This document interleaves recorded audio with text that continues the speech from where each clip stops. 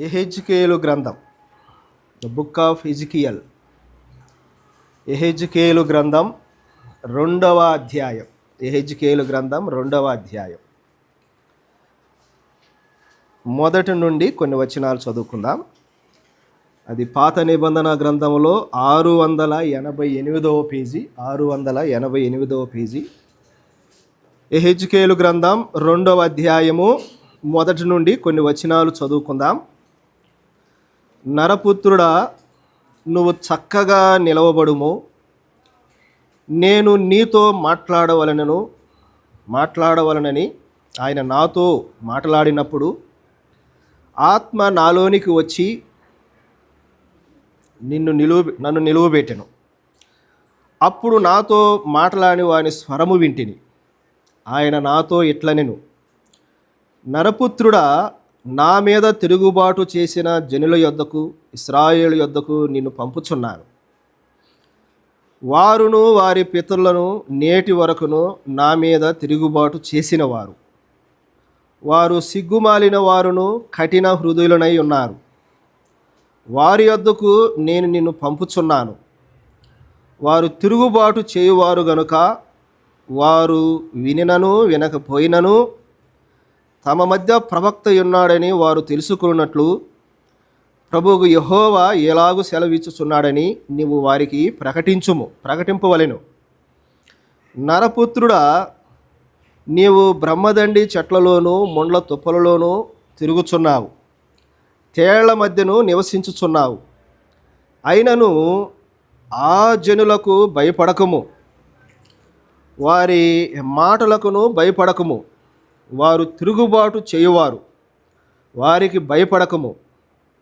వారు తిరుగుబాటు చేయువారు గనుక వారు వినినను వినకపోయినను నేను సెలవిచ్చిన మాటను నీవు వారికి తెలియజేయుము. సహోదరులారా, మనం చదువుకున్నటువంటి ఈ లేఖన భాగం యెహెజ్కేలు గ్రంథం 2వ అధ్యాయం. యెహెజ్కేలు, ఈ యొక్క యెహెజ్కేలు గ్రంథంలో ఎక్కడ ఉన్నాడు ఆయన? యెహెజ్కేలు ఎక్కడ ఉండగా దేవుని యొక్క వాక్కు మరి యెహెజ్కేలుకు వచ్చి మాట్లాడుతూ ఉన్నది?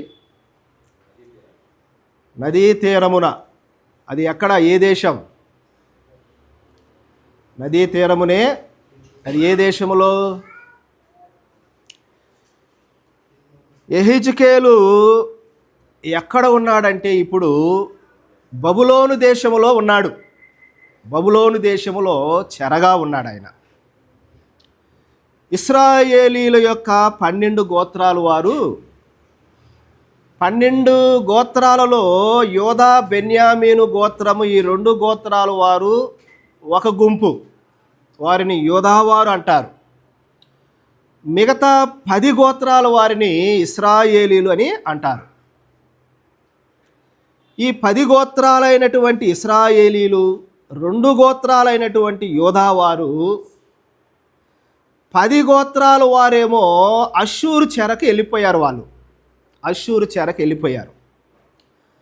ఈ 2 గోత్రాలైనటువంటి యోధావారు, బెన్యామీరు వారు, వీరేమో బబులోను చెరకు వెళ్ళిపోయారు. ప్రియులారా, ఈ బబులోను రాజు అయినటువంటి నెబుకద్నెజరు 3 సార్లు యెరూషలేము మీదకి దండెత్తి వారిని చెరగా తీసుకొని వెళ్ళిపోయాడు బబులోని దేశానికి. మొదటి సమయంలో ఎప్పుడొచ్చాడంటే, యోధా వారిని యెహోయాకీము ఏలుతున్నటువంటి ఆ సందర్భంలో ఈ నెబుకద్నెజరు రాజు యెరూషలేము మీదకు వచ్చి కొంతమందిని చెరగా తీసుకొని పోయాడు. అది మొదటి దండయాత్ర అంటారు. అది మొదటిసారి. యెహోయాకీము యోధా వారిని పరిపాలిస్తున్నప్పుడు ఆ మొదటి చెరగా కొనిపోబడిన వారిలోనే ఈ దానియేలు యొక్క స్నేహితులు కూడా ఉన్నారు. ఆ తర్వాత మరలా నెబుకద్నెజరు మొదటగా ఏమో క్రీస్తు పూర్వము 606వ సంవత్సరంలో వచ్చాడు యెరూషలేము మీదకి. రెండవదిగా 9 సంవత్సరాల తర్వాత మరలా మరొకసారి యెరూషలేము మీదకు వచ్చి దాన్ని దాడి చేసి మరికొంతమందిని బబులోని దేశానికి చెరగా తీసుకొని పోయాడు. ఈ రెండవసారి చెరగా తీసుకొని పోయిన వారిలో ఉన్నవాడే ఈ హెజ్కేలు. ఆ తర్వాత మరలా మూడోసారి కూడా వచ్చాడు. అది సిద్కియా కాలంలో జరిగింది. ఆ మూడవసారి పూర్తిగా యెరూషలేమును ధ్వంసము చేసి మొత్తాన్ని బబులోని చెరకు తీసుకొని పోయాడు. మొదట దఫా ఏమో యెహోయాకీము కాలంలో వచ్చాడు. రెండవ దఫా ఏమో యెహోయాకీను కాలంలో వచ్చాడు. యాకీను. మూడవ దఫాలో సిద్కియా కాలంలో వచ్చాడు. ఈ రెండవ దఫాలో వెళ్ళిన వారిలో ఉన్నవాడే ఈ హెజ్కేలు ప్రియులారా. బబులోని దేశంలో ఉన్నాడు. బబులోని దేశంలో దేవుని ప్రజలకు వాక్యాన్ని ప్రకటిస్తూ ఉన్నాడు. ఏమంటున్నాడో చూడండి. నరపుత్రుడా, నీవు చక్కగా నిలువము అంటూ ఉన్నాడు. నరపుత్రుడా అని ఎందుకు అంటున్నాడు దేవుడు? హెజ్కేలు అనొచ్చు కదా, ఇర్మియాతో ఇర్మియా అన్నాడు కదా. ఎందుకు నరపుత్రుడు అని సంబోధిస్తున్నాడు ప్రభు? బైబిలులో రాయబడిన ప్రతి మాటలో కొన్ని అర్థాలు ఉంటాయి ప్రియులారా, ఆత్మీయ అర్థాలు ఉంటాయి. నరపుత్రుడా అనటంలో ప్రభు యొక్క ఉద్దేశం ఏమిటంటే, నరుడు అనగానే, మానవులు లేదా నరులు అనగానే ఏమర్థమవుతుంది మనకు?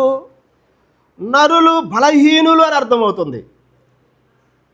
నరుడు బలహీనుడు. ఇక్కడ ప్రభువు యెహెజ్కేలును నరపుత్రుడా అనటంలో ఉద్దేశం, యెహెజ్కేలు నీవు బలహీనుడవు అని తెలియజేయడానికి నరపుత్రుడాని వాడుతూ ఉన్నాడు. నువ్వు బలహీనుడవు, నువ్వు చేతగాని వాడవు, నీకు ఏమీ తెలియదు, నువ్వు వట్టివాడవు, నువ్వు మట్టివాడవు, నువ్వు బలహీనుడవు అని తెలపడానికి ప్రభు ఇక్కడ నరపుత్రుడా అని వాడుతూ ఉన్నాడు. అవును, మానవుడు బలహీనుడే, నరుడు బలహీనుడే, నరుడు వట్టివాడే ప్రియులారా.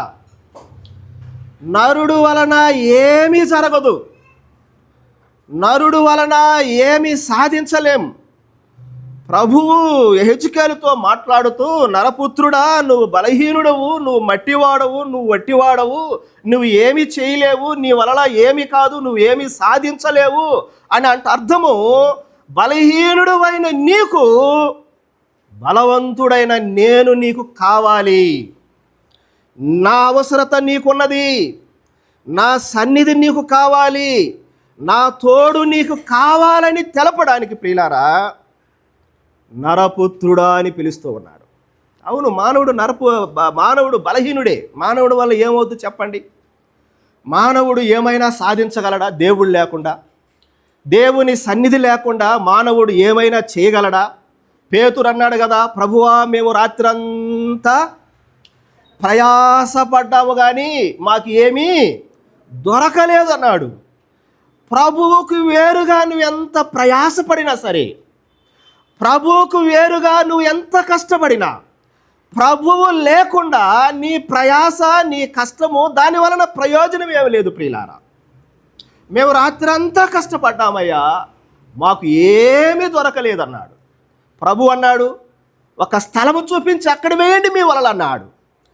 ప్రభు సహాయముతో, ప్రభు మాటను బట్టి, ప్రభువు యొక్క చిత్తములో వాళ్ళు వలలు వేశారు గనుక విస్తారమైన చేపలు పట్టారు ప్రియులారా. ప్రభువు లేకుండా మనము ఏమీ చేయలేం, బలహీనులం మనం. ప్రభువుకు వేరుగా ఉండి మనం ఏమి చేయలేం. ఏమైనా చేయగలం మనం ప్రభువుకు వేరుగా ఉండి? ప్రభువును పక్కన పెట్టి ఏమైనా సాధించగలం మనం? చాలాసార్లు మనం మన సొంత పనులలో నిమగ్నమైపోతాం, ప్రభువును దూరం పెట్టేస్తాం, మనం ప్రార్థనకు దూరం అయిపోతాం, వాక్యానికి దూరం అయిపోతాం, ఆరాధనకు దూరం అయిపోతాం, సహవాసానికి దూరం అయిపోతాం ప్రియులారా. ఏదో మన సొంత శక్తి ద్వారా మనం సాధించగలం అనుకుంటాం, మన సొంత బలము చేత మనం ఏదైనా సాధించగలం అనుకుంటాం ప్రియులారా. చాలామంది ఎగ్జామ్స్ టైంలో పిల్లలు కొంతమంది సోమవారం ఎగ్జామ్ ఉంటుంది, ఆ వెనకటి దినమున ఆదివారము మందిరానికి రారు వాళ్ళు. కారణం, ఎందుకు నువ్వు నిన్న మందిరానికి రాలేదంటే, రేపు సోమవారం మాకు ఎగ్జామ్ అంటారు వాళ్ళు. సోమవారం మేము పరీక్ష రాయాలంటారు. ప్రియులారా, సోమవారము జరగబోయే పరీక్ష కోసం వెనకటి దినమున ఆదివారమున ఆరాధన కొడతారు వాళ్ళు. ఆదివారము ఆరాధన ఎగగొట్టి సోమవారం పరీక్ష రాయటం నీ తరమవుద్దా? ప్రభు చిత్తము లేకుండా, ప్రభు సహాయము లేకుండా, ప్రభు నీకు జ్ఞాపక శక్తి ఇగపోతే సోమవారం ఎగ్జామ్ ఎలా రాయగలవు నువ్వు? ఆదివారం ఆరాధన ఎగ్గొట్టి. చాలామంది పిల్లలు చెప్తూ ఉంటారు, నేను విన్నాను ప్రియులారా, రేపు ఎగ్జామ్ బ్రదర్, మా పిల్లలు చదువుకుంటున్నారు, ఈరోజు ఆరాధనకు రాలేరు వాళ్ళు, ఈరోజు మందిరానికి రారు వాళ్ళు. అంటే ప్రభువును దూరం పెట్టి నువ్వు ఎగ్జామ్లో ఏ విజయం సాధించగలవు? ప్రభు సన్నిధిలో ఒక 2 అవర్సే కదా మనం గడిపేది. ప్రభు సన్నిధిలో 2 గంటలు నువ్వు గడిపితే నీకు ఎంత జ్ఞాపక శక్తి ఇస్తాడు ప్రభు. ఇంట్లో ఉండి అన్నం తినవా? 3 పూటలు తింటావు కదా, కనీసం 15 నిమిషాలు వేసుకున్నా 3-15 అది వ్యర్థం కాలేదా? మరి అది వ్యర్థం కాదా? తినడానికి మనకు సమయం ఉంటుంది, చదువుకోవడానికి సమయం ఉంటుంది, ఆదివారం ఎగ్గొడతాం ప్రియులారా. మానవుడు బలహీనుడు, నరపుత్రుడు బలహీనుడు. ఆయన సహాయం లేకుండా, ఆయన చిత్తము లేకుండా మనం ఏమీ సాధించలేం. మా పిల్లల్ని ఆదివారం ట్యూషన్లకు రమ్మంటారు, నిర్దాక్షిణ్యంగా ఎగ్గొట్టిపిస్తా నేను. వాళ్ళని ఇప్పుడు ట్యూషన్లకు పంపిస్తే భవిష్యత్తులో పెళ్ళిళ్ళకు కూడా వెళ్తారు వాళ్ళు, కర్మంతరాలకు కూడా వెళ్తారు వాళ్ళు, లేదా ఇంకొక దానికి వెళ్తారు ప్రియులారా. అట్లా నేర్పించడం నాకు ఇష్టం లేదు నా పిల్లలకి. ఆదివారము ఎట్టి పరిస్థితులలో కూడా ఆరాధన సమయంలో ఆరాధనలో ఉండాల్సిందే. నేను 10th క్లాస్ చదువుతూ ఉన్నప్పుడు సోమవారం నుంచి ఎగ్జామ్ స్టార్ట్ మాకు 10th క్లాసు. ఆ వెనకటి వారంలో సువార్త ఉంది నెల్లూరు జిల్లాలో. జాన్లీ గారు పిలిచాడు, రా సువార్తకు పోదామన్నాడు. సోమవారం నుంచి ఎగ్జామ్, బుధ, బేస్త, శుక్రవారం, ఆ 3 రోజులు సువార్త ఉంది. చాలామంది అన్నారు ఎగ్జామ్ ఉంది, ఆ సువార్తకు వద్దు అని చెప్పారు. జాన్లీ గారు అన్నాడు, నువ్వు సువార్తకు రా, ప్రభు నీకు సహాయం చేస్తాడు, ప్రభు నీకు మంచి జ్ఞాపక శక్తి ఇస్తాడని చెప్పాడు ఆయన. నేను సోమవారం ఎగ్జామ్ పెట్టుకొని వెనకటి బుధ, బేస్త, శుక్రవారం దాకా సువార్తలో ఉన్నాను ప్రియులారా. శనివారం ఇంటికి వచ్చాను, మళ్ళీ ఆదివారం యథాప్రకంగా ఆరాధనకి వెళ్ళాను, సోమవారం ఎగ్జామ్కి వెళ్ళాను. 92వ సంవత్సరంలో ఫస్ట్ క్లాస్లో పాస్ అయ్యాను. ఫస్ట్ క్లాస్ వచ్చింది నాకు. ప్రభు సహాయం, మన శక్తి కాదు, మన జ్ఞానం కాదు, ప్రభు సహాయం. బలహీనుడైన నరపుత్రుడు, బలహీనుడైన మానవుడు ప్రభువుకు వేరుగా, ప్రభు చిత్తము లేకుండా, ప్రభు సహాయం లేకుండా నువ్వు ఓటీలు చేయి, నువ్వు కష్టపడు, నువ్వు ప్రయాసపడు, ఫలితము దొరకదు ప్రియులారా. నువ్వు బలహీనుడు అని చెప్పడానికి హెజ్కేలును నరపుత్రుడా అని పిలుస్తూ ఉన్నాడు. ఏమంటున్నాడు? నరపుత్రుడా, నీవు చక్కగా నిలవబడుము అన్నాడు. చక్కగా నిలవబడుము, నేను మాటలాడేదను అన్నాడు. ఇప్పుడు యేసు లేదా ప్రభువు హెజ్కేలుతో మాట్లాడాలంటే హెజ్కేలు ఎట్లా నిలబడాలి? చెప్పాలి, చెప్పండి మీరు చెప్పాలి. దేవుడు హెజ్కేలుతో మాట్లాడాలంటే హెజ్కేలు నిలబడాలి. ఎలా నిలబడాలి? చక్కగా నిలవబడాలి, చక్కగా నిలవబడాలి. దేవుడు నీతో మాట్లాడాలంటే, దేవుని స్వరము నీవు వినాలంటే నీవు నిలబడాలి. ఎట్లా నిలబడాలి? ఒక టీచరు విద్యార్థిని లేపి, రే పలానా ప్రశ్నకి సమాధానం చెప్పరా నేను లేపాడు అనుకో, వాడు లేచి ఒక కాలు మడత పెట్టి గోడ కానించి ఒక కాలు మీద నిలబడి ఉన్నాడు అనుకో, వాడు కరెక్ట్గా నిలబడినట్టా చెప్పండి. ఒక కాలు ఇట్ట వెనక్కి మడత పెట్టి గోడ కానించి ఒక కాలు మీద నిలబడ్డాడు అనుకోండి, అది కరెక్ట్గా నిలబడినట్ట? అది కరెక్ట్గా నిలబడినట్లు కాదు. దేవుని స్వరం మనం వినాలంటే, దేవుడు మనతో మాట్లాడాలంటే మనము చక్కగా నిలవబడాలి ప్రియులారా. చక్కగా నిలవబడకుండా వంకర టింకరగా నిలబడితే దేవుడు మనతో మాట్లాడడు. దేవుని స్వరం మనం వినలేము. మనము చక్కగా నిలవబడాలి. నిలబడుతున్నామా? మనం చక్కగా నిలబడి ఉన్నామా? ఒకసారి మనం పరిశీలన చేసుకోవాలి. మనము చక్కగా నిలవబడి ఉన్నామా? చూడండి, మొదటి తెస్సలోనికీయులకు రాసిన పత్రిక 3వ అధ్యాయం 8వ వచనం చదవండి దయచేసి. మొదటి తెస్సలోనియన్స్ 3rd chapter verse 8. టకటక చదవాలి, తొందరగా చదవాలి. ఏలయనగా మీరు ప్రభువునందు స్థిరముగా నిలబడితిరా, మేము బ్రతికినట్టే. చాలు. అపోస్తలుడైన పౌలు తెస్సలోనికీయులకు రాస్తున్నాడు, ఓ తెస్సలోనికీయులకు రాలా, మీరు ప్రభువు ముందు స్థిరముగా నిలబడాలి. ప్రభువు ముందు మీరు చక్కగా నిలవబడాలి. స్థిరంగా ఉండాలి, స్థిరత ఉండాలి. విశ్వాసులకు స్థిరంగా ఒకే చోటు, ఒకే స్థలములో, ఒకే సత్యములో, ఒకే క్రమములో స్థిరత. చాలామంది స్థిరంగా ఉండరు. స్థిరత ఉండదు ప్రభువు ముందు. చంచలమైన మనసు, మన మనసు ద్వంద్వ మనసు అయిపోతూ ఉంది. మీరు ప్రభువు ముందు స్థిరముగా నిలబడితిరా, మేము బ్రతికినట్టే అన్నాడు పౌలు ప్రియులారా. అపోస్తలుడైన పౌలు ద్వారా రక్షింపబడిన వారు, పౌలు ద్వారా విశ్వాసములోకి వచ్చిన వారు, ఆ విశ్వాసులు భక్తిగా జీవించాలన్నది పౌలు ఉద్దేశం. వారు విశ్వాసములో అభివృద్ధి చెందాలన్నది పౌలు ఉద్దేశం.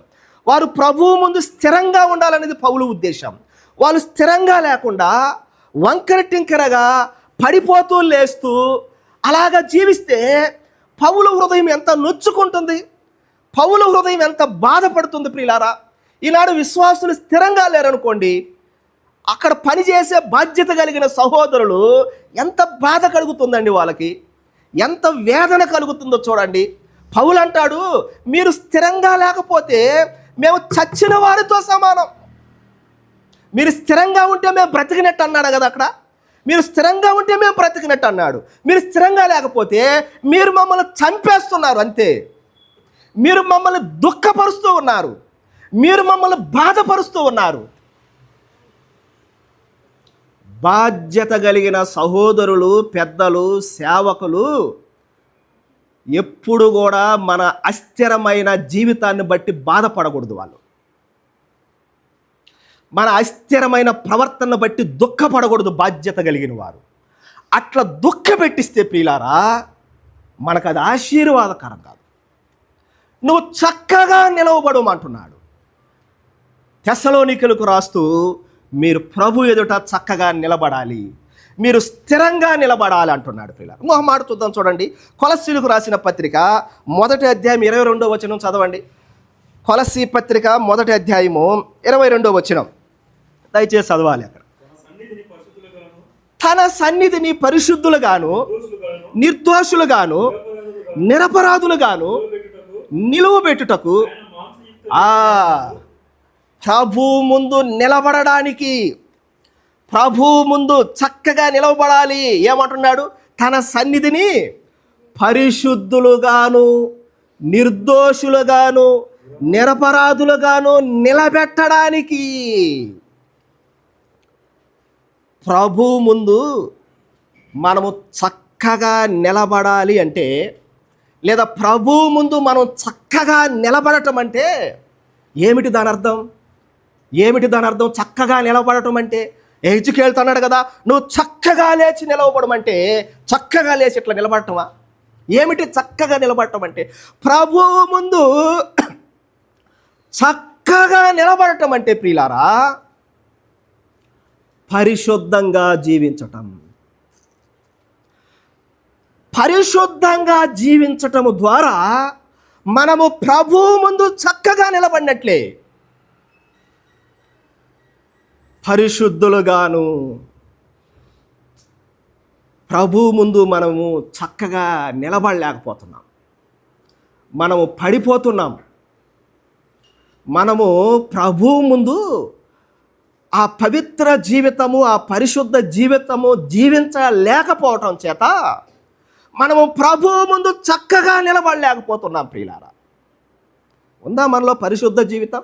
ఆలోచన చేయండి. ఈ మధ్యాహ్న కాల సమయంలో ఏమండి, పరిశుద్ధంగా జీవిస్తున్నామంటారా? మనం అందరం, మీరు నేను అందరం కలిసి ఒకసారి పరిశీలన చేసుకుందాం. మన జీవితాలు పవిత్రంగా ఉన్నాయంటారా? మన జీవితాలు పరిశుద్ధంగా ఉన్నాయంటారా? దానియేలు గ్రంథములో 1వ అధ్యాయం 8వ వచనంలో మనం చూస్తే దానియేలు ఎలాంటి ఒక ఛాలెంజ్ అది దానియేలుకు. రాజు భుజించు భోజనము పానము చేయు ద్రాక్షారసము ముట్టుకొని తాను ఏమి చేసుకోకూడదు అనుకున్నాడు? అపవిత్రము చేసుకోకూడదు. ఒక టీనేజ్లో ఉన్న కుర్రవాడు, చిన్న వయసులో ఉన్న కుర్రవాడు, నన్ను నేను అపవిత్రము కాకూడదు, నన్ను నేను చెడగొట్టుకోకూడదు, నా శీలాన్ని నేను కాపాడుకోవాలి, నా క్యారెక్టర్ను నేను కాపాడుకోవాలి, నేను చెడిపోకూడదు, నేను పరిశుద్ధంగా జీవించాలి, నేను పవిత్రంగా జీవించాలి. ఒక టీనేజ్ కుర్రవాడు తీసుకున్న నిర్ణయం అండి అది. ఉందా అలాంటి పరిశుద్ధ జీవితం? ప్రియులారా, మనము పరిశుద్ధంగా జీవిస్తున్నామా? చూడకూడని వాటిని చూస్తున్నాం మనం, పోకూడని స్థలాలకు వెళుతున్నాం మనం, చేయకూడని పనులు చేస్తున్నాము మనం. ఉందా మనలో నిజంగా పరిశుద్ధ జీవితం? మీకు తరచుగా నేను చెబుతూ ఉంటాను, ఈనాడు దేవుని సమస్య పాపము చేస్తున్నారన్నది కాదు. దేవుని సమస్య పాపము చేస్తున్నారని కాదు. వాళ్ళు పాపులు కాబట్టి పాపము చేస్తారు. కానీ ఈరోజు దేవుని సమస్య పరిశుద్ధులు పాపము చేస్తున్నారు. మారు మనసు రక్షణ పొంది ప్రభు బలలో చేయి వేసే వాళ్ళు పాపము చేస్తున్నారు. ఎంత దారుణం అండి! ప్రభు బలలో చేయి వేసి పాపము చేయటం. అలాంటి వారు లేరంటారా సంఘాలలో? సంఘ చరిత్రలో ఎంతోమందిని మనం చూస్తూ ఉన్నాం. పరిశుద్ధంగా మనం జీవించామా? ప్రభువు ముందు చక్కగా నిలబడినట్లే, ప్రభువు ముందు చక్కగా నిలవబడినట్లే. ప్రియులారా, మన దేవుడు పరిశుద్ధుడైన దేవుడు. ఆయన, నేను పరిశుద్ధుని గనుక మీరును పరిశుద్ధుడై ఉండుడి. ఎవరైతే ఈ వయసులో మీ జీవితాలను మీరు పరిశుద్ధంగా కాపాడుకుంటారో ప్రభువు మిమ్మల్ని హెచ్చిస్తాడు. ప్రియులారా, ప్రభువు మిమ్మల్ని గొప్ప ఉన్నత శిఖరాల మీద నిలబెడతాడు. ఈ వయసులోనే మన క్యారెక్టర్ని చెడగొట్టుకున్నామా? ఆశీర్వాదం లేదు. ఈ లోకము పాపపు లోకం. ప్రియులారా, దానియేలు తన్ను తాను అపవిత్రపరచుకొనకూడదని పరిశుద్ధంగా, ఇంగ్లాండ్ దేశంలో యువరాని ఒక ఆమె ఉండేది. ఆమె యేసు ప్రభుని నమ్ముకున్నది. యేసు ప్రభుని నమ్ముకున్నది. ఆమె నమ్మకం ముందు పబ్బులకి క్లబ్బులకి వెళ్ళే అలవాటు ఉంది. యేసు ప్రభుని నమ్ముకున్నది, మారు మనసు పొందింది, రక్షణ పొందింది, సంఘంలో చేర్చబడి ప్రభు బలలో కూడా చేర్చబడింది. ఆమె ఒకరోజు ఆ క్లబ్కి వెళ్ళిందంట. మరలా పబ్కి వెళ్ళిపోయింది. మరలా అక్కడ పోయి డ్యాన్స్ చేస్తూ ఉంది. ఆమె డ్యాన్స్ చేస్తూ ఉంటే ఆమె లోపల ఒక స్వరం వింటా ఉంది. నువ్వు విశ్వాసివి కదా, నువ్వు యేసు ప్రభుని నమ్ముకున్నావు కదా, నువ్వు మారు మనసు పొందావు కదా, నువ్వు రక్షణ పొందావు కదా, ఇక్కడ ఏం పని నీకు? ఇక్కడికి ఎందుకు వచ్చావు? ఇక్కడ ఎందుకు ఉంటున్నావు? డ్యాన్స్ ఎందుకు వేస్తున్నావు? ఒక స్వరం ఆమెకి వినపడుతూ ఉంది. ఎవరో ఆమెతో మాట్లాడుతున్నట్లుగా అనిపిస్తుంది ఆమెకి. వెంటనే ఆమె తేరుకొని వెంటనే రియలైజ్ అయిపోయి ఆ స్థలాన్ని విడిచిపెట్టి వచ్చింది. ప్రియులారా, అదండి మారు మనసు పొందటం అంటే, అది పరిశుద్ధంగా జీవించడం అంటే, అది పవిత్రంగా జీవించడం అంటే. ప్రియులారా, ఈనాడు చాలామంది విశ్వాసులు పరిశుద్ధత అనేది గాలికి వదిలేస్తున్నారు. పరిశుద్ధంగా జీవించాలి విశ్వాసులు, పవిత్రంగా జీవించాలి. మన చూపులు పవిత్రంగా ఉండాలి. మన చూపులు, మన మాటలు పవిత్రంగా ఉండాలి. మన నడక పవిత్రంగా ఉండాలి. మన పనులు పవిత్రంగా ఉండాలి. మనల గురించి సాక్ష్యం చెప్పాలి. ఇతను పరిశుద్ధంగా జీవిస్తున్నాడు, పవిత్రంగా జీవిస్తున్నాడు. దానియేలులో ఏ లోపాన్ని కనిపెట్టలేకపోయారు వాళ్ళు.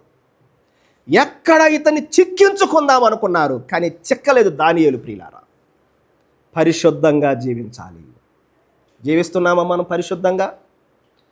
జీవిస్తున్నామా పరిశుద్ధంగా? తన సన్నిధిని ఎలాగంట, మీరు చదివారు కదా కొలస్సీ పత్రిక 1:22 తన సన్నిధిని, అది అట్లా ఉంచండి, అది తీసేయబాకండి. పరిశుద్ధులుగాను, నిర్దోషులుగాను, నిరపరాధులుగాను నిలవబెట్టుటకు అనే మాట. ప్రభువు ముందు మనము చక్కగా నిలబడటం అంటే, పరిశుద్ధంగా జీవించావా, నువ్వు చక్కగా నిలబడినట్లే. నువ్వు నిర్దోషంగా జీవించావా, నువ్వు చక్కగా నిలబడినట్లే. నువ్వు నిరపరాధిగా జీవించావా, నువ్వు చక్కగా నిలబడినట్లే ప్రియులారా. చాలామంది చక్కగా నిలబడలేకపోతున్నారు, పడిపోతున్నారు ప్రియులారా. ప్రభు అంటున్నాడు, నువ్వు చక్కగా నిలబడు అంటున్నాడు. నేను నీతో మాట్లాడేదను. చక్కగా నిలబడలేని అనేక మంది ఈరోజు సంఘాలలో మనం చూస్తున్నాం. లూకాసు వార్త 13వ అధ్యాయంలో 10వ వచనం చదవండి. అక్కడ ఒక స్త్రీ మనకు కనపడుతుంది. లూకాసు వార్త 13వ అధ్యాయము 10వ వచనం దయచేసి చదవండి. 10వ వచనం నుండి, విశ్రాంతి దినమున ఆయన ఒక సమాజ మందిరములో బోధించుచుండగా 18 ఏండ్ల నుండి బలహీనపరచు దయ్యము పట్టిన ఒక స్త్రీ అచట ఉండెను.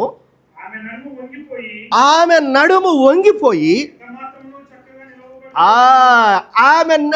వంగిపోయి ఎంత మాత్రము చక్కగా నిలబడలేక.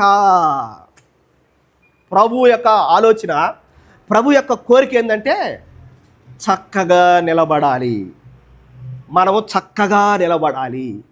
కానీ ఈ బలహీనపరుచు దయ్యము పట్టిన స్త్రీ చక్కగా నిలబడలేక అనే మాట మనం చూస్తాం. అక్కడ ఎక్కడుందామే? సమాజ మందిరం. ఆ దినాలలో వాళ్ళు సమాజ మందిరాల్లో కూడుకునేవాళ్ళు. సమాజ మందిరం అంటే ఆ దినాల్లో వాళ్ళకొక చర్చి లాంటిది. ఈ దినాలలో మనకు సమాజ మందిరం ఏది? ఇదే మందిరం, చర్చి ప్రియులారా. సమాజ మందిరములోనే చర్చిలోనే చక్కగా నిలబడలేని ఒక సహోదరి ఉంది. ఈనాడు సంఘాలలో కూడా చక్కగా నిలబడలేని స్త్రీలు చాలామంది ఉన్నారు, చక్కగా నిలబడలేని పురుషులు కూడా చాలామంది ఉన్నారు. చాలామందిని మనం చూస్తూ ఉన్నాం. చర్చిలోనే ఉంటారు వీళ్ళు, మళ్ళా బయటేం కాదు, మందిరాల్లోనే ఉంటారు. చక్కగా ఉన్నామనుకుంటారు, కానీ చక్కగా నిలబడలేకపోతున్నారు. ఆమె చక్కగా నిలబడలేకపోవడానికి కారణం ఏం పట్టింది ఆమెకి? అది ఏ దెయ్యం అంటది? బలహీనపరుచు దయ్యం పట్టింది. ఈ బలహీనపరుచు దెయ్యం ఏం చేస్తుందంటే ఆమెను చక్కగా నిలబెట్టలేకపోతూ ఉంది. ఆమెమో నిలబడాలనుకుంటుంది, కానీ ఈ దెయ్యం ఏం చేస్తుందంటే ఆమెను చక్కగా నిలబెట్టలేకపోతుంది, చక్కగా నిలబడకుండా చేస్తూ ఉంది ప్రియులారా. ఈరోజు మనం కూడా చక్కగా నిలబడలేకపోవడానికి కారణం, నేను అనకూడదు ఈ మాట, మళ్ళీ మీరు బాధపడతారు. ఈరోజు మనం చక్కగా నిలబడలేకపోవడానికి కారణం మనకు కూడా బలహీనపరుచు దెయ్యాలు చాలా పట్టున్నాయి. నాకులే, మీకు కాదు. బలహీనపరుచు దెయ్యం పట్టడం అంటే అర్థమైంది. పోయిన వారం చెప్పాడు కదా మన జాను, ఎంటికలను ఎరబోసుకొని నేల మీద పడి బొర్లాటం కాదు దెయ్యం పట్టడం అంటే. అది కాదు దెయ్యం పట్టడం అంటే. దెయ్యం పట్టడం అంటే నువ్వు క్రమంగా ప్రార్థన చేసుకోలేదనుకో, నువ్వు క్రమంగా ఉదయాన్నే లేచి ప్రార్థన చేసుకోవటం లేదనుకో, నువ్వు కానీ నేను కానీ మనం ఎవరిలైనా సరే, అది బలహీనపరచు దెయ్యమే. క్రమంగా నువ్వు దేవుని వాక్యం చదవటం లేదనుకో, అది బలహీనపరచు దెయ్యమే. క్రమంగా మందిరానికి రావడం లేదనుకో, అది బలహీనపరచు దెయ్యమే. బలహీనపరచు దెయ్యమే. ఆమెను ఎంత మాత్రము చక్కగా నిలబడలేకపోతుంది పిల్ల. బలహీనపరుచు దెయ్యము ఆమెను పట్టుంది. పిల్ల. నరపుత్రుడా, నువ్వు చక్కగా నిలవబడుము. చక్కగా నిలబడితేనే ఆయన మనతో మాట్లాడతాడు పిల్ల. నిలబడాలి మనం చక్కగా. మనం నిలబడడానికి బదులుగా పడిపోతున్నాం. ఎందుకు పడిపోతున్నాం? మనం ఎందుకు పడిపోతున్నామంటే మన పునాదులు కరెక్ట్గా లేవు.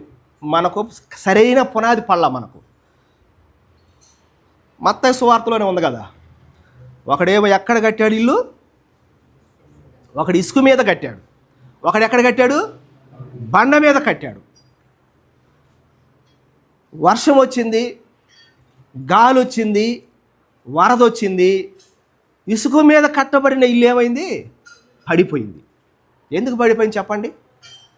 ఇసుక మీద ఏం బాగలేదు, పునాది సరిలేదు. పునాది సరిలేదు కాబట్టి అది పడిపోయింది. వర్షం వచ్చింది, వరద వచ్చింది, గాలి వచ్చింది, బండ మీద కట్టబడిన ఇల్లు ఏమైంది? నిలబడి ఉంది. ఎందుకని? అక్కడ పునాది బాగుంది అక్కడ పునాది. ఒకడు ఇసుక మీద కట్టుకున్నాడు, ఒకడు బండ మీద కట్టుకున్నాడు. వర్షం వచ్చింది, గాలి వచ్చింది, తుఫాను వచ్చింది, వరద వచ్చాయి. అప్పుడు తేలిపోయింది ఏ ఇల్లు నిలబడద్దా, ఏ ఇల్లు కూలిపోద్దా. పిల్లారా, మన పునాది గట్టిదా వట్టిదా అని తెలపడానికి దేవుడు కొన్నిసార్లు మన జీవితాలలో కూడా తుఫాన్లు రప్పిస్తాడు. మన జీవితాల్లో కూడా గాలులు రప్పిస్తాడు దేవుడు. మన జీవితాల్లో కూడా వరదలు వస్తాయి, రావాలి కూడా. వస్తేనే మన పునాది తెలిసేది. అలాంటి గాలి తుఫాన్లు వస్తేనే మనం నిలబడతామా చక్కగా, లేదా మనం కూలిపోతామని తెలిసేది అక్కడే ప్రియులారా. నువ్వు నిలబడతావో లేదని తెలపడానికి, పరీక్షించడానికి దేవుడు నీకు తుఫాన్లు, ఏమిటా తుఫాన్లు? వ్యాధులు అనుమతిస్తాడు, బాధలు అనుమతిస్తాడు, కష్టాలు అనుమతిస్తాడు, ఆర్థిక ఇబ్బందులు అనుమతిస్తాడు. ఉద్యోగం ఉండదు, ఆర్థికపరమైన సమస్యలు ఉంటాయి, ఎన్నెన్నో అనుమతిస్తాడు దేవుడు. నువ్వు బండ మీద కట్టబడిన ఇల్లువా, నువ్వు ఇసుక మీద కట్టబడిన ఇల్లువా తెలపడానికి. చాలామంది ఈ పరీక్షల్లో ఓడిపోతున్నారు, పడిపోతున్నారు, చక్కగా నిలబడటం లేదు ప్రియులారా. నరపుత్రుడా, నువ్వు లేచి చక్కగా నిలబడము, నేను నీతో మాట్లాడేదను అన్నాడు. దేవుడు మనతో మాట్లాడాలంటే చక్కగా నిలబడాలి. చక్కగా నిలబడటం అంటే స్థిరముగా ప్రభు ఎదుట ఉండాలి, పరిశుద్ధ జీవితాన్ని జీవించాలి, నిర్దోషమైన జీవితాన్ని జీవించాలి, నిరపరాధమైన జీవితాన్ని జీవించాలి. అది చక్కగా నిలబడటం అంటే. అలాంటి జీవితం నువ్వు జీవిస్తే ప్రభు నీతో మాట్లాడతాడు. ఎందుకు ప్రభు మనతో మాట్లాడటం లేదు? మనము ప్రార్థన చేస్తున్నాం కానీ ఎందుకో ఆన్సర్ రావటం లేదు ప్రభు దగ్గర నుంచి. ఎందుకు ప్రభు దగ్గర నుంచి మనకు సమాధానం లేదు? ప్రార్థన చేస్తున్నాం, ప్రభువా అని, మన అవసరాలన్నీ ఆయన ముందు పెడుతూ ఉన్నాం, కానీ ఎందుకు మన అవసరాలు తీరటం లేదు? కారణం ఆయన ముందు మనము చక్కగా నిలబడటం లేదు. మన పునాది కరెక్ట్గా లేదు ప్రియులారా. నువ్వు చక్కగా నిలవబడుము, నేను నీతో మాట్లాడేదను అని ఆయన నాతో మాట్లాడినప్పుడు ఆత్మ నాలోనికి వచ్చి నన్నది చదవండి అక్కడ ఏముంది, నాకు వచ్చి నన్ను నిలవబెట్టెను. ప్రభు ఎహెజ్కేలుతో చక్కగా నిలువమన్నాడు. ఆత్మ నాలోనికి వచ్చినప్పుడు నన్ను చక్కగా నిలవబెట్టెను. ఇప్పుడు ఒక మాట వినాలి, మనం జాగ్రత్తగా వినాలి. యెహెజ్కేలు చక్కగా నిలబడ్డాడు. ఇప్పుడు ఆత్మ నాలోనికి వచ్చి నన్ను నిలబెట్టెను అని చెప్తుంది. అది ఉంది కదా అక్కడ. యెహెజ్కేలు చక్కగా నిలబడ్డానికి యెహెజ్కేలులో ఏమొచ్చింది? ఆత్మ వచ్చింది. యెహెజ్కేలులోకి ఆత్మ వచ్చాడు. ఆత్మ ఉన్నాడు ఇప్పుడు యెహెజ్కేలులోకి. యెహెజ్కేలు చక్కగా నిలబడ్డానికి కారణం ఎవరు చెప్పండి? యెహెజ్కేలా? దేవుని ఆత్మ. దేవుని ఆత్మే. యెహెజ్కేలు కారణం కాదు. ఇక్కడ ఒక సత్యాన్ని మనం నేర్చుకోవాలి.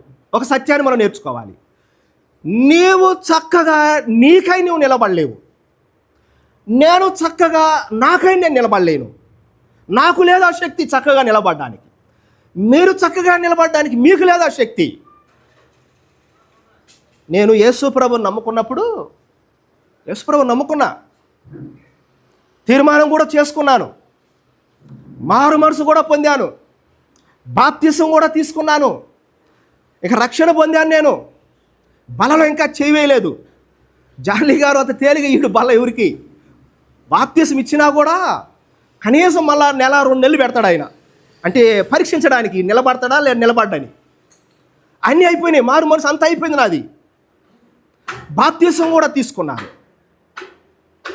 తీసుకున్న తర్వాత కూడా మరలా లోకంలో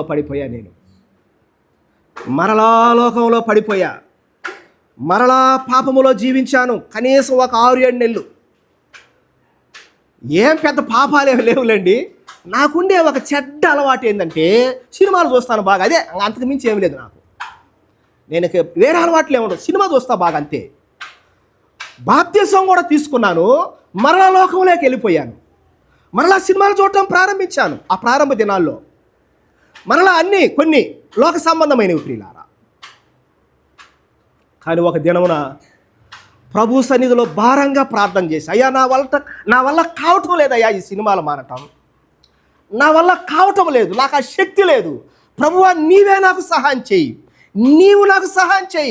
నీవే నన్ను మాన్పించాలని ప్రభు సన్నిధిలో భారంగా ప్రార్థన చేసినప్పుడు అసలు నాలో ఉండే ఆ భారం అంతా అసలు తొలగిపోయింది ప్రియులారా. ఇక అది కూడా క్లోజ్ చేయటం ప్రారంభించాను. అది నా శక్తి కాదు, ప్రభు ఆత్మ. ప్రభువే నన్ను నిలబెట్టాడు, ప్రభువే నన్ను అది చేయకుండా ఆపాడు.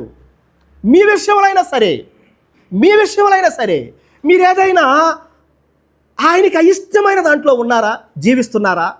మానుకోలేనటువంటి ఏమైనా మీ జీవితాల్లో ఉన్నాయా? మీరు మానుకోలేకపోతున్నారా? ప్రభు సన్నిధిలో సిన్సియర్గా ప్రార్థన చేయండి, భారంగా ప్రార్థన చేయండి. ఆయన శక్తిమంతుడు, ఆయన సమర్థుడు. నువ్వు మానలేవు, నీ వల్ల కాదు, నా వల్ల కాదు, ఆయన చేయగలడు ప్రియులారా. ప్రభువా, ఇదిగో నాయన నాకు అలవాటు ఉందయ్యా, నన్ను మాన్పించు ప్రభువా అని కానీ నువ్వు కానీ ప్రార్థన చేస్తే తప్పకుండా ఆయన నీకు సహాయం చేస్తాడు. యెహెజ్కేలు నిలబడడానికి కారణం ఆయనలోనికి ఎవరు వచ్చారు? ఆత్మ వచ్చింది. దేవుని ఆత్మ వచ్చింది ప్రియులారా, దేవుని ఆత్మ వచ్చింది. నన్ను నిలబెట్టెను. అప్పుడు నాతో మాట్లాడే వాని స్వరము వింటిని. ఎప్పుడు విన్నాడు స్వరం? దేవుని స్వరం ఎప్పుడు విన్నాడు యెహెజ్కేలు? చక్కగా నిలబడినప్పుడు, దేవుని ఆత్మ అతనిలోనికి వచ్చినప్పుడు దేవుని స్వరాన్ని విన్నాడు ప్రియులారా. దేవుని స్వరాన్ని విన్నాడు. తర్వాత 3వ వచనంలో ఆయన నాతో ఇట్లనెను, నరపుత్రుడా, నా మీద తిరుగుబాటు చేసిన జనుల యొద్దకు, ఇశ్రాయేలు యొద్దకు నిన్ను పంపుచున్నాను. ఇప్పుడు యెహెజ్కేలుకు దేవుడు ఒక పని అప్పగిస్తున్నాడు.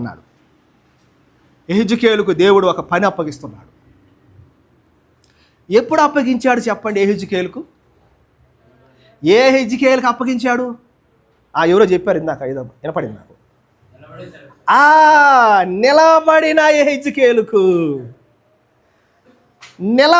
యెహెజ్కేలుకు అప్పగించాడు పని. కూర్చున్న వారికి కాదు, పడిపోయిన వారికి కాదు. దేవుడు పని ఎవరికి అప్పగిస్తాడంటే నిలబడిన వారికే అప్పగిస్తాడు. చక్కగా నిలబడిన వారికే అప్పగిస్తాడు. పరిశుద్ధంగా జీవించే వాడికే అప్పగిస్తాడు, నిర్దోషంగా జీవించే వారికే అప్పగిస్తాడు, నిరపరాధులుగా జీవించే వాడికే దేవుడు పని అప్పగిస్తాడు. ఎవరికి పడితే వారికి అప్పగించడు. ఆయన పని, ఆయన బాధ్యతలు ఆయనకి ఎవరికి అప్పగించాలో తెలుసు ప్రియులారా. చక్కగా నిలబడిన వారికి దేవుడు తన పనిని అప్పగించేవాడుగా ఉంటాడు. నీకేదైనా దేవుడు ఒక పని అప్పగిస్తున్నాడా? నీకేదైనా పని దేవుడు అప్పగించాడా? ఆలోచన చేయండి. దేవుడు నీకు ఏదైనా పని అప్పగించాడా? ప్రతి వానికి వాని సామర్థ్యం చొప్పున దేవుడు పని అప్పగిస్తాడు ఖచ్చితంగా, నువ్వు చక్కగా నిలబడితే. ఏమంటున్నాడు 3వ వచనములో?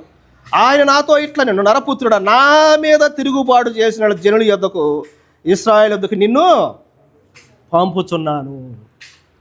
సరే, దేవుడు పని అప్పగించాడు కదా, నేను ముగిస్తున్నానులే. దేవుడు పని అప్పగించాడు కదా. దేవుడు అప్పగించిన పని యెహెజ్కేలుకు చిన్నదా పెద్దదా చెప్పండి మీరు?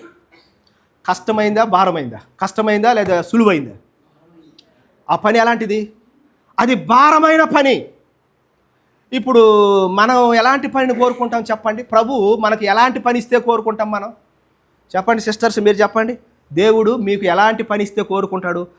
పచ్చడి చేయమంటే మాత్రం ఈజీగా కోరుకుంటాడు. ఏముంది, పచ్చిమిరకాయలు వేసి 4 టమాటాలు ఎరగడ్డేసి దంచితే పచ్చడి అయిపోద్ది. అదే మిమ్మల్ని బిర్యానీ చేయమంటాడు అనుకోండి, ఏమండి, మిమ్మల్ని బిర్యానీ చేయమంటే మా వల్ల కాదు పోవా అంటారు. మేం చేయలేం, మా వల్ల కాదు పోతారు. బ్రదర్స్, మీరు చెప్పండి, దేవుడు మీకు ఏ పని అప్పగిస్తే బాగుంటుంది అనుకుంటారు? సులువైన పనా లేదా కష్టమైన పనా? ఇక్కడ యెహెజ్కేలుకు దేవుడు అప్పగించిన పని ఎలాంటిది? అది భారమైన పని. నా మీద తిరుగుబాటు చేసిన వారి వద్దకు పంపుతున్నా నిన్ను. వాళ్ళేమో చిన్నోళ్ళు అనుకున్నావా? అక్కడ ఉంది వాళ్ళు ఎలాంటి వారు చూడండి. 4వ వచనంలో ఎలాంటి వారంట వాళ్ళు? వారు సిగ్గుమాలిన వారంట. సిగ్గులేదు తెలకి. వారు సిగ్గుమాలిన వారు. తర్వాత కఠిన హృదయులు, వారి వద్దకు నేను నిన్ను పంపుచున్నాను. ఇంకా ఎలాంటి వారంట వాళ్ళు? వాళ్ళు తిరుగుబాటు చేయవారు, వారు మాట వినని వారు. తర్వాత 5వ వచనం చదువు అక్కడ. నరపుత్రుడా, నువ్వు బ్రహ్మదండి చెట్లలోను ముళ్ళ తుప్పలలోను తిరుగుతున్నావు, తేళ్ల మధ్య. ఈ ఇశ్రాయేలులు ఎలాంటి వారంటే వారికి సిగ్గే లేదు. వారు కఠినమైన వారు. వాళ్ళు తిరుగుబాటు చేసేవాళ్ళు. వారు మాట వినరు. వారు బ్రహ్మదండి చెట్లు వంటి వారు. వారు తేళ్ళు లాంటి వారు. బ్రహ్మదండి చెట్లు తెలుసా మీకు? బ్రహ్మజముడు అంటారు కదా, తెలుసు. మన కొండయ్య గారికి, ఇజ్రాయేల్ గారికి తెలుసు. ఆయనంత అడవి ప్రాంతంలో ఉంటాయి కాబట్టి. బ్రహ్మజముడు, దాని మూల్యం ఎట్టుంటుందో తెలుసా? అది కానీ గుచ్చామా, తేళ్ళు లాంటి వాళ్ళు ఈ ఇశ్రాయేలీలు.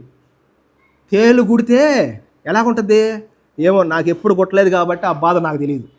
మిమ్మల్ని ఎవరైనా కుట్టుంటే మీకు తెలిసి ఉంటుంది. అది తేలు గుడితే ఎంత బాధో అంతటి బాధపరిచేవాళ్ళు ఈ ఇశ్రాయేలీలు. అలాంటి వారి వద్దకు నేను నిన్ను పంపిస్తున్నాను. నువ్వు వెళ్ళాలి. అలాంటి వారి వద్దకు నువ్వు వెళ్ళాలి. అలాంటి వారి వద్దకు వెళ్ళి యెహెజ్కేలు దేవుని వాక్యాన్ని ప్రకటించాడు. పిల్లారా. కాబట్టి ఈ లేఖనాల్లో మనం ఏం నేర్చుకోవాలి? మనం చక్కగా నిలబడాలనేది నేర్చుకోవాలి. ప్రభువు ముందు మనం చక్కగా నిలబడాలి. చక్కగా నిలబడటం అంటే పరిశుద్ధంగా జీవించాలి, నిర్దోషంగా జీవించాలి, నిరపరాధులంగా జీవించాలి. ప్రభువు ముందు స్థిరంగా మనం ఉండాలి. ఆయన చిత్తానుసారంగా మనం జీవించాలి. అప్పుడే మనం ప్రభువు ముందు చక్కగా నిలబడినట్లు ప్రియులారా. ప్రభువు మనందరి కొరకు ఈ మాటలను దీవించునుగా.